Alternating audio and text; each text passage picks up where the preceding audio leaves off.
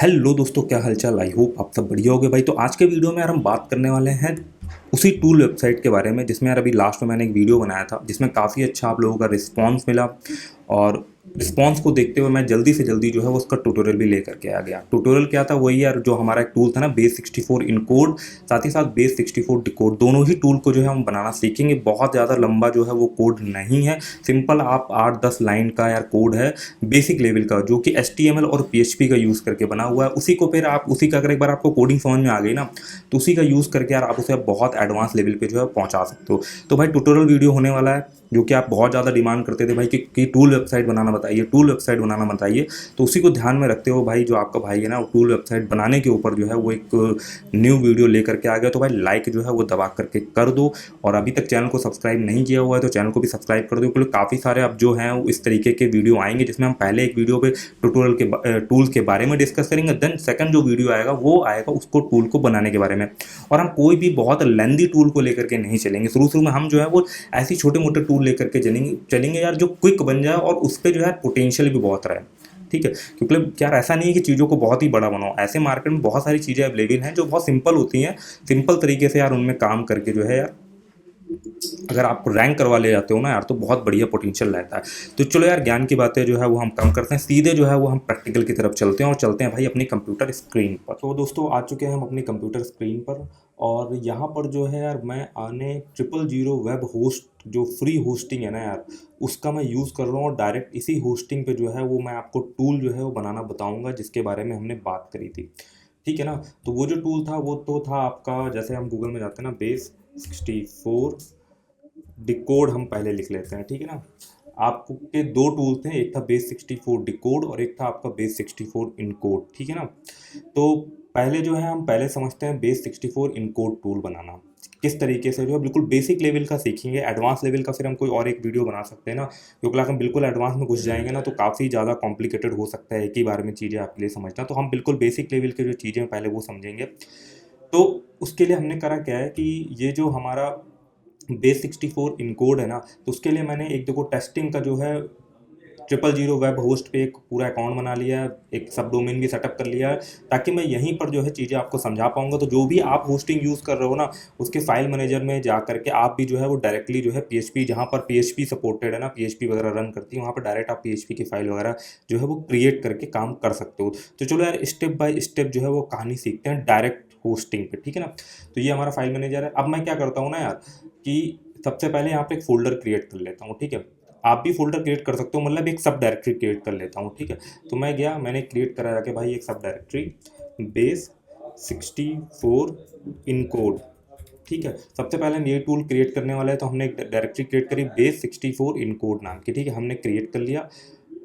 Create करते ही देखोगे आप, ये जो हमारा एक फोल्डर है ये क्रिएट हो गया। अब इसके अंदर जो है मैं क्रिएट करता हूँ एक इंडेक्स नाम की फाइल, क्योंकि जब भी आपको डायरेक्टरी एक्सेस करते हो ना, तो सबसे पहले जो कॉल होती है ना, बाय डिफॉल्ट कॉल होती है, वो इंडेक्स फाइल कॉल होती है। अगर आपके में index.html फाइल है तो वो कॉल हो जाएगी, अगर आपके में index.php फाइल है तो भाई वो कॉल हो जाएगी। तो अब हम एक फाइल क्रिएट करते हैं यहाँ पर index.php, क्योंकि हमें PHP पे ही कोड करना है तो हम PHP पे ही क्रिएट करते हैं। इसको मैंने क्रिएट कर लिया, ये हमारी index.php फाइल क्रिएट हो गई है। तो अब मैं अगर यहाँ पर जाऊँ ना, तो यहाँ पर अब इसी के आगे मैं लिखूँगा अपनी सब डायरेक्टरी का नाम, बेस 64 इनकोड।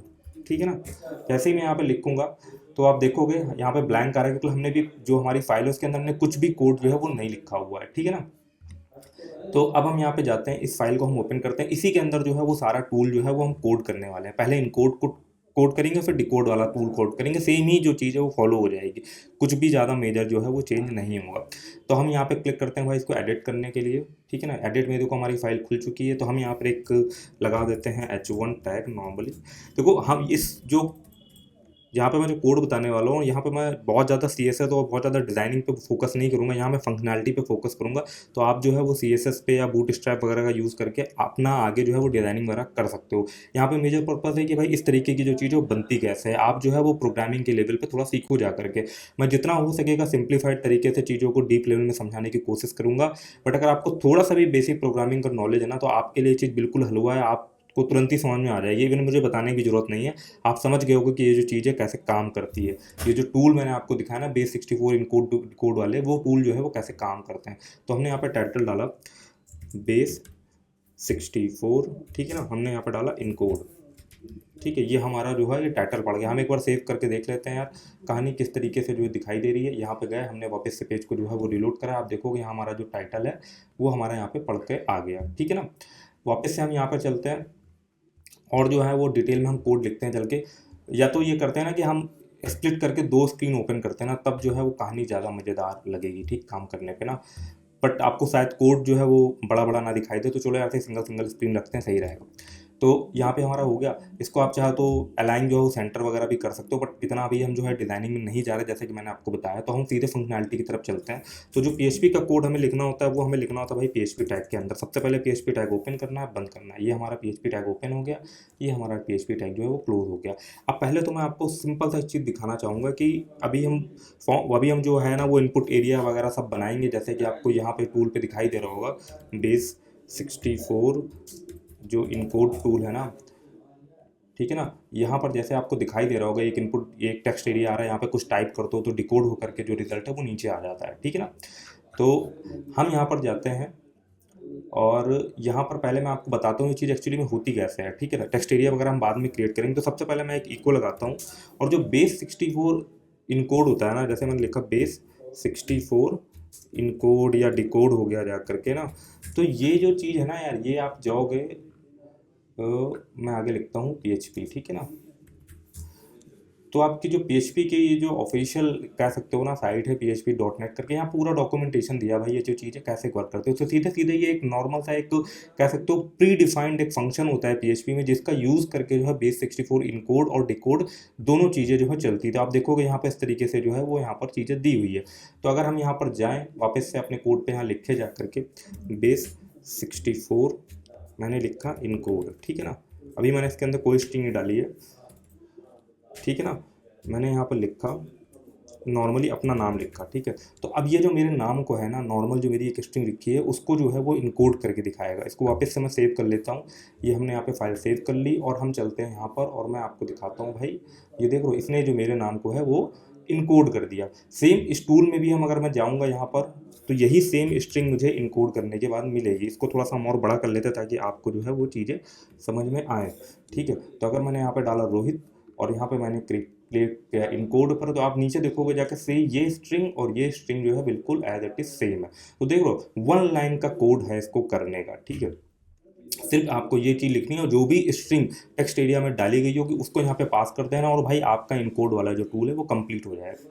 ठीक है ना, तो ये एक फंक्शनैलिटी हो गई इनकोड की। ऐसे ही अगर मैं यहाँ पर अभी इनकोड वाला पेज खुला, बट यहाँ पे मैं आपको डिकोड का बताऊँ कैसे कॉन्सेप्ट चलेगा।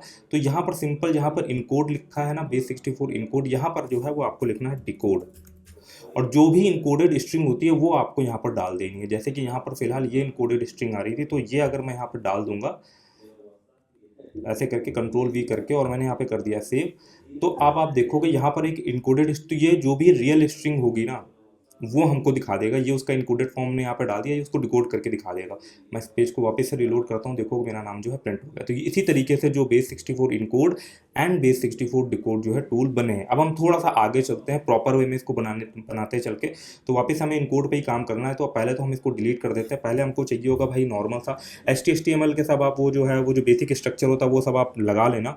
मेरा मुद्दा है यहाँ पर कि एक टेक्स्ट एरिया हम जनरेट करेंगे। ठीक है, और टेक्स्ट एरिया के अंदर मैं कुछ टाइप करूँगा, सबमिट बटन दबाऊंगा और वो जो है नीचे रिजल्ट के तौर पे जो हमको जैसा यहाँ पर रिजल्ट मिल रहा था ना वैसा एक दूसरे टेक्स्ट एरिया में जो हमको रिजल्ट मिल जाना चाहिए। इतना ही हमें बेसिक अभी करना है। ठीक, ताकि आपको इस पर्टिकुलर कोड की जो है वो फंक्शनैलिटी समझ में आ जाएगी। ये फिर आगे थोड़ी सी एडवांस चीज़ें होती हैं, उसको अगर आप बोलोगे तो हम दूसरे ट्यूटोरियल में जो है चीज़ें जाके समझ लेंगे जाके, बट आपको एक मोटा मोटा आइडिया मिल जाएगा कैसे जो है भाई फंक्शनैलिटी जो है वो चल रही है इस टूल की।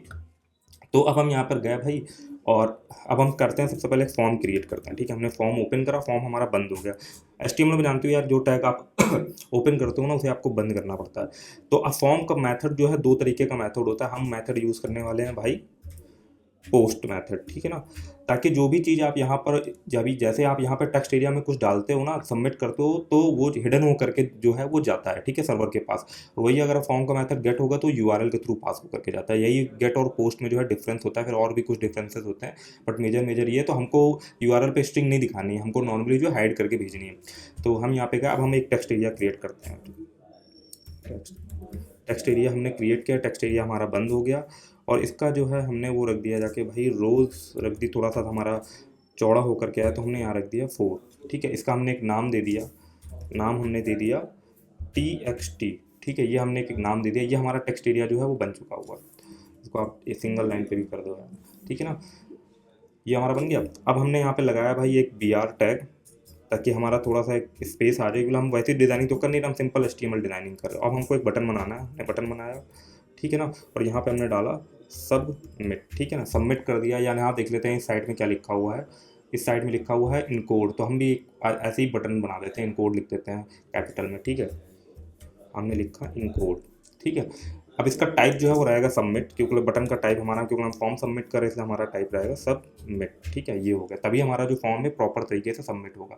तो ये हमारा कुछ जो है वो फॉर्म बन करके आ जाना चाहिए, और रिजल्ट भी हमारा नीचे आना चाहिए। तो रिजल्ट जो है वो हम फॉर्म के बाहर लेंगे, क्योंकि रिजल्ट को तो हमें सबमिट करना नहीं है, तो रिजल्ट को हम फॉर्म के बाहर ले लेंगे। पहले हम देखते हैं कि हमारा इतना जो है चीज़ सही से डिज़ाइन होकर के आ रही है या नहीं आ रही है। हमने इसको करा है यहाँ पे सेव, और हम देखते हैं भाई रिजल्ट पे जा करके कि भाई कैसा जो है चीज़ दिखाई दे रहा है। अब आप देखोगे यहाँ हमारा जो एक इनपुट बॉक्स है वो बन करके भाई आ गया हुआ है। Input warning sorry text area जो है वो आपका आ गया। यहीं पर जो चीज़ें हम टाइप करेंगे और इनकोड बटन दबाएंगे, रिजल्ट जो है हमें नीचे बॉटम पे मिल जाना चाहिए। ठीक है, तो चलो कहानी जो है वो हम शुरू करते हैं आगे। और अब हम ये देखते हैं, अब हम फॉर्म को सबमिट करेंगे, इनकोड बटन को दबाएंगे तो हमारा फॉर्म सबमिट हो जाना चाहिए। और ये जो रिजल्ट है जो हम टेक्स्ट के अंदर डाल रहे हैं वो हमें PHP में एक सबमिट होने के बाद मिल जाना चाहिए। तो हम क्या करते हैं भाई, हम कहीं पर जो है वो PHP ओपन और क्लोज करके उसके अंदर देखते हैं कि हमारा ये जो यहाँ पे हम टाइप करते हैं वो हमें सर्वर साइड पे मिलेगा जा करके या नहीं मिलेगा।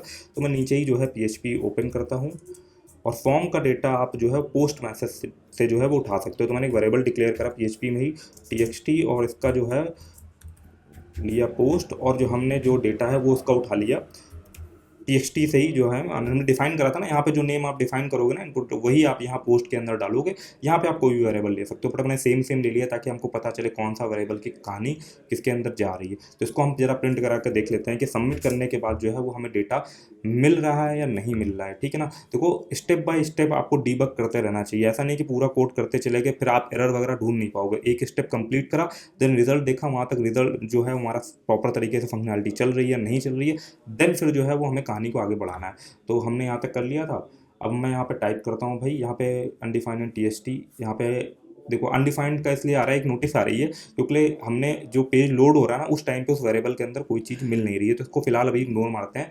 जैसे ही मैं यहाँ पर टाइप करता हूँ रोहित, तो मुझे जो है वो यहाँ पर देखो रोहित जो है मिल गया। मतलब कि जब मैं यहाँ पे कोई चीज़ टाइप करता हूँ ना तो वो सबमिट होने के बाद जो है वो हमको इस वेरिएबल के अंदर मिल जा रही है। मतलब हमारा फॉर्म जो है उस पर जो डेटा है वो पोस्ट होकर सक्सेसफुली जो है वो सर्वर तक पहुंच रहा है। ये जो फॉर्म है वो तो भाई क्लाइंट साइड पे लोड हो जाता है, जब आप सबमिट करो तो सर्वर के पास जो डेटा पहुंच करके वापस आपको क्लाइंट पे इस तरीके से रिजल्ट मिल रहा है। मतलब हमारी फंक्शनैलिटी जो चीज़ है वो सही चल रही है। इसके पहले आप एक चेक और लगा सकते हो भाई, इफ़ आप लगा दो नॉर्मली, जिससे वो हमारी लोड के टाइम पर एरर आ रही थी ना कि भाई जब जो है वो आपका ये टेक्स्ट सेट होगा, ठीक है ना, जब इसके अंदर कुछ वैल्यू होगी ना तभी भाई इसके अंदर का जो कोड है वो चले, नहीं तो फिर भाई मत चले इसके अंदर, तभी तुम जाओ नहीं तो मत जाओ। ठीक है ना, ये हमने एक ऐसे करके चीज़ डाल दी जा करके।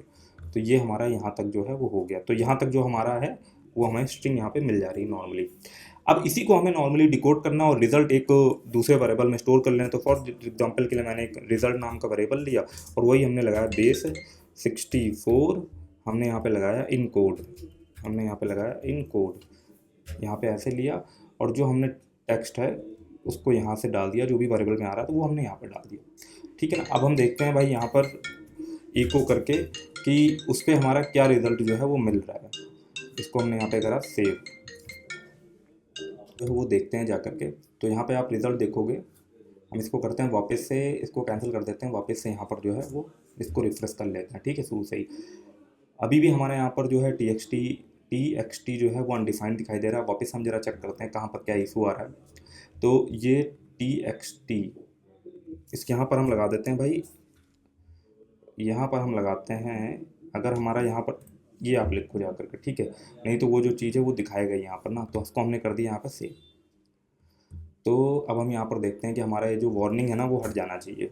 आप देख रहे हो वो जो वार्निंग है हमारा हट गया हुआ है। ठीक है ना, तो अब हम चलते हैं भाई देखते हैं, क्योंकि अब हमारा काम क्या हो रहा है, हम यहाँ पे जो भी चीज़ें टाइप करेंगे वो जाएगा, वो कन्वर्ट होकर के हमको जो है वो नॉर्मली दिखा देना चाहिए, वही हमने करा है, ठीक है ना। यहाँ पर इसको उठाया, इसको एक वेरिएबल के अंदर डाला और नॉर्मल जो हमारा मेन कोड था base64 इन कोड उसको लिया और यहाँ पर जो है रिजल्ट के अंदर हमने उसको प्रिंट करा दिया। तो हम यहाँ गए, हमने यहाँ पर डाला अपना नाम मान लीजिए, ठीक है ना, इनकोड पे क्लिक किया, आप देख रहे हो इनकोड होकर के जो चीज़ है हमको यहाँ पे दिखाई दे जा रही है। तो बस इतना ही है और कुछ नहीं है। अब इसको आप चाहो तो टेक्स्ट एरिया के अंदर जो है इसकी वैल्यू डाल सकते हो, तो वो भी चलो हम डाल लेते हैं। हम नॉर्मली गए यहाँ पर, ठीक है ना, और अब देखो हम HTML जो है वो PHP के अंदर लिख सकते हैं, ठीक है। ये जो है ये HTML जो है वो मैं PHP के अंदर लिख रहा हूँ, ठीक है। टेक्स्ट एरिया हमने लिया और टेक्स्ट एरिया हमने क्लोज कर दिया, ये हमने जो है इसे क्लोज कर दिया। तो ये आप डबल कोट के अंदर लिखोगे, ठीक है ना, इको करके, तो आप यहाँ पर जो है पूरा HTML वगैरह जो है वो टाइप कर सकते हो, ठीक है ना। अब इसके अंदर जो है वो नॉर्मली ऐसे करके डॉट से जो है वो आप PHP वगैरह को जो है जो भी वेरिएबल में डेटा आ वगैरह उसको आप जोड़ करके यहाँ पर जो है वो दिखा सकते हो, ठीक है ना। इसको कॉन्कैटिनेशन वगैरह कहते हैं कि भाई आपने यहाँ पर देखो यहाँ पे HTML ली, डॉट से जो है वो मैंने जो भी PHP में आ रहा था उसको मैंने जोड़ दी, ठीक है। इसको आप चाहे तो डबल कोट के अंदर इसको डायरेक्टली भी लिख सकते हो, वो भी जो है वो चीज़ रन हो जाती है, ठीक है ना। बट सिंगल कोट के अंदर अगर आप लिखोगे तो भाई वो चीज़ प्रिंट हो जाती है। वो आपको आइडिया होगा, अगर आपको बेसिक नॉलेज है ना तो ये सब बेसिक में ही आता है, ठीक है ना। तो आप डायरेक्टली भी लिख सकते हो, डॉट करके भी लिख सकते हो, कोई दिक्कत नहीं होती। डबल कोट के अंदर जो है PHP के वेरिएबल जो है वो रन कर जाते हैं, ठीक है। अब हमने यहाँ पर टेक्स्ट एरिया लिखा, सेम मैं इसका भी कुछ जो है वो रोज़ दे देता हूँ। मैंने यहाँ पे लिया रोज़, और इसको अब क्योंकि हम डबल कोड यहाँ पे लगा चुके हैं तो यहाँ पर जो है मैं सिंगल कोड का यूज़ करूँगा। तो मैंने यहाँ पे लिया 4 और उसको मैंने सेव कर दिया। तो एक टेक्स्ट एरिया जो है हमारा नीचे बन करके आ जाना चाहिए। कुछ जो है मैं BR वगैरह भी डिफाइन कर देता हूँ ताकि जो ये चीज़ें थोड़ा और नीचे जो है वो चली जाए, ठीक है।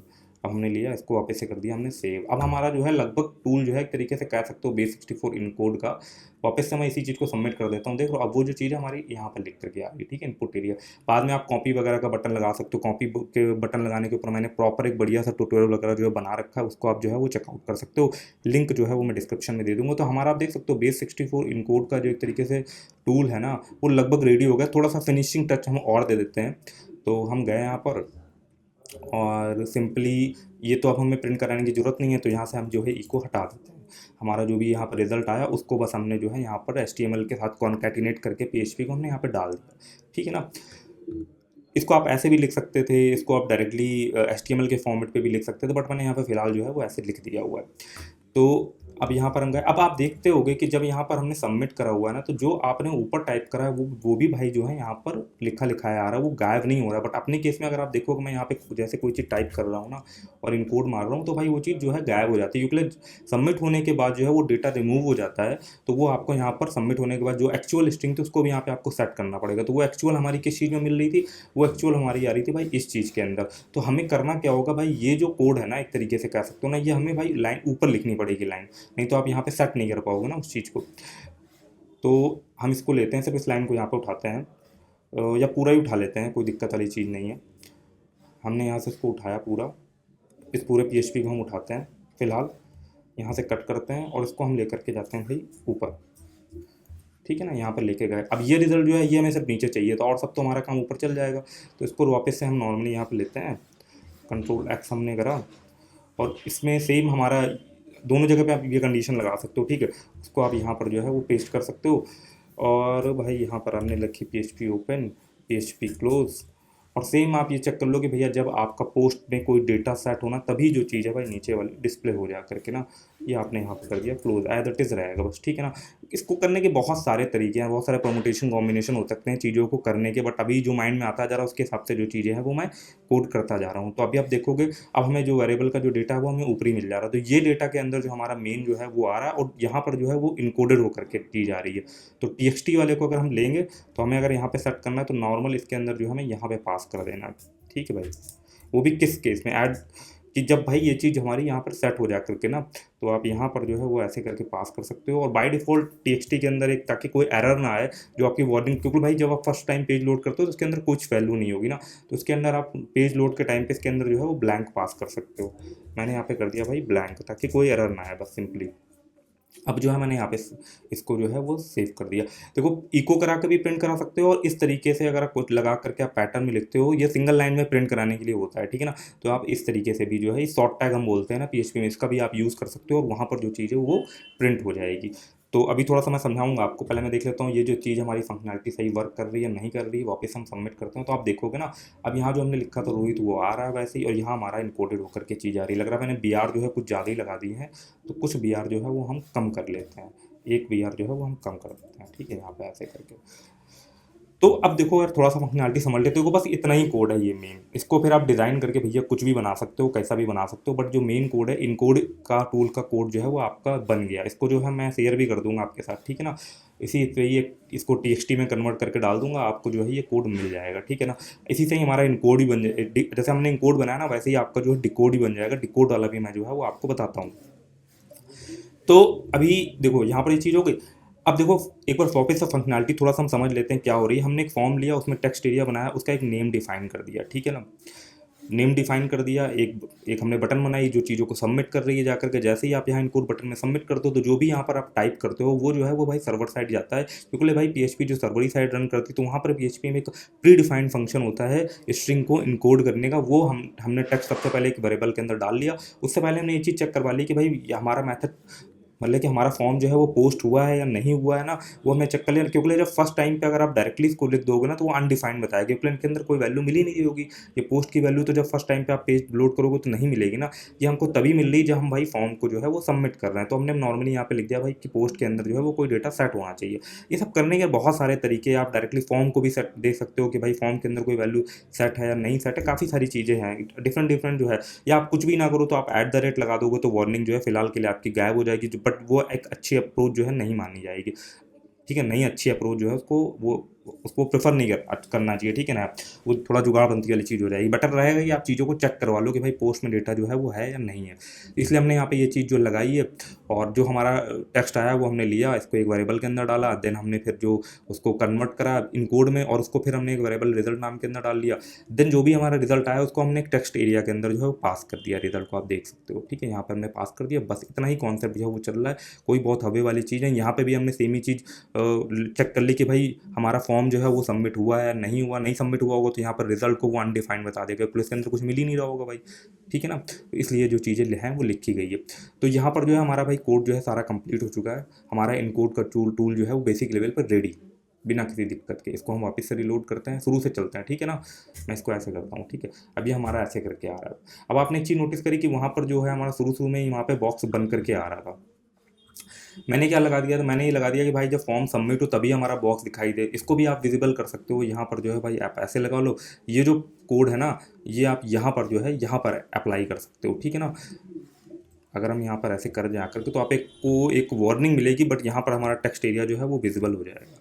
हमने सेव करा और हमने यहाँ पे चेक करा तो आप देखोगे यहाँ पे एक वार्निंग मिल रही है, वही रिजल्ट जो हमारा है वो अनडिफाइंड। तो इस वार्निंग को भी आप गायब कर सकते हो। मैं बताना कि आप फिलहाल के लिए @ भी आप लगा सकते हो। अगर आप @ लगाओगे ना तो वार्निंग जो है वो गायब हो जाएगी, ठीक है, इग्नोर हो जाएगी वार्निंग, ठीक है। नोटिस, सॉरी गलत जगह हमारा लग गया ये। फिर आपका @ ऐसा नहीं लगेगा, फिर आपको कॉन्केनेट फॉर्म में ही जो है वो चीज़ें लिखनी पड़ेगी। ये देखो अब हम देखते हैं सेव करके, ठीक है ना। तो आपको थोड़ा सा का भी इसमें यार ना देखो आइडिया मिल गया होगा, ठीक है। नहीं तो बेटर तो अप्रोच ये रहेगी कि वहाँ पर भी आप इसी तरीके का चेक करवाओ कि भाई पोस्ट के अंदर जब डेटा होगा तभी वो चीज़ जो है हमारी प्रिंट होगी। बट चलो एक आपको @ का भी एक आइडिया मिल गया कि @ से जो हमारी जो नोटिस वगैरह आ रही होती है ना वो भाई हट जाती है फिलहाल के केस में। तो आप देखोगे वहाँ रिजल्ट भी हमारा यहाँ पर जो है वो बन करके आ रहा था। हमारा लगभग देख लो कुछ इसी तरीके का बेसिक लेवल का जो है वो कोड हो गया। फिर यहाँ पर इन्होंने फाइल अपलोड का भी ऑप्शन दे दिया है। वो भी सेम फाइल अपलोड होने के बाद जो भी उसके अंदर कॉन्टेंट होता है ना वो रीड करके सेम आपको base64 वाले जो कॉन्सेप्ट है ना, जहाँ पे जैसे हमने यहाँ पे डेटा मिल रहा था वैसे ही फाइल को रीड करके एक वेरिएबल में डाल देते हैं और उसको नॉर्मली इनकोड मार लेते हैं। तो कोई भी कोई भावे वाली चीज़ नहीं है, बट एक बैकग्राउंड में क्या फंक्शनैलिटी चल रही होती है इस तरीके का टूल बनाने के लिए, उसका जो है वो काफ़ी कुछ आपको आइडिया इसमें मिल रहा होगा। तो अब हम यहाँ पे टूल को जो है वापस से देखते हैं भाई करके। मैंने अपना नाम डाला रोहित, इसने करा इनकोड पे, या हमारा इनकोड हो गया। कोई और भी वेरिएबल आप डाल सकते हैं, इनको उसको भी इनकोड कर सकते हो। हेलो, मैंने यहाँ पे जो है भाई इनकोड कर लिया जा करके, ठीक है। देख लो सब प्रॉपर तरीके से हमारा इनकोड चला। अब हम चलते हैं भाई डिकोड बनाते हैं चल के। यहाँ तो हमारा था एक URL base64 इनकोड। मैं सारे इस कोड को जो है यहाँ से यहाँ तक कॉपी कर लेता हूँ, ठीक है ना। और उसको हम इसी से ही सिंपली हम बना लेंगे। बस हमें 2-3 जगह चेंज करना पड़ेगा। नॉर्मल जहाँ जहाँ इनकोड लिखा है वहाँ वहाँ डिकोड करना पड़ेगा। सेम ही टूल आपका एज इट इज़ जो है वो base64 डिकोड के तरीके काम करेगा। तो हम कर देते हैं भाई सेव एंड क्लोज। ये हमारा क्लोज हो चुका है। अब हम चलते हैं भाई थोड़ा सा बैक। हम आते हैं वापस से पब्लिक HTML के अंदर, हम एक फ़ोल्डर क्रिएट करते हैं, यहाँ पर एक और कह सकते हो सब डायरेक्टरी क्रिएट करते हैं, यहाँ पर base64 डिकोड, ठीक है ना, हमने क्रिएट करा base64 डिकोड। वापस से हम इसके अंदर इंडेक्स नाम की फ़ाइल क्रिएट करते हैं, जा करके यहाँ से हमने एक फ़ाइल क्रिएट करी index.php। तो कोई दोनों टूल आपकी एक ही होस्टिंग में जो है वो मैं बता रहा हूँ, ठीक है। इसको वापस से हम एडिट कर लेते हैं, जो मैंने कोड अभी कॉपी किया तो उसको मैंने पेस्ट कर लिया। अब जहाँ जहाँ पे इनकोड लिखा बस वहाँ वहाँ आपको डिकोड कर देना है, ठीक है। यहाँ हो गया डिकोड, बस मेरे हिसाब से सिर्फ एक ही जगह आपको डिकोड करना था, और यहाँ पे आप इसको भी कर सकते हो डिकोड, ठीक है। बस क्योंकि यही जो मेन था, इसको आप वही जो आपका इनकोड के तरीके वर्क कर रहा था वही जो आपका डिकोड के तरीके वर्क कर लेगा। इसको भी आप कर सकते हो डिकोड, ठीक है। टाइटल भी आपका डिकोड में होगा। अब हमने यहाँ पे इसको कर दिया सेव।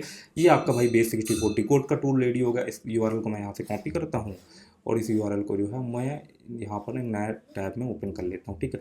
यहाँ पर इनकोड लिखा था वहाँ पर मैं डाल देता हूँ अब डिकोड, ठीक है ना। ये हमने कर दिया डिकोड।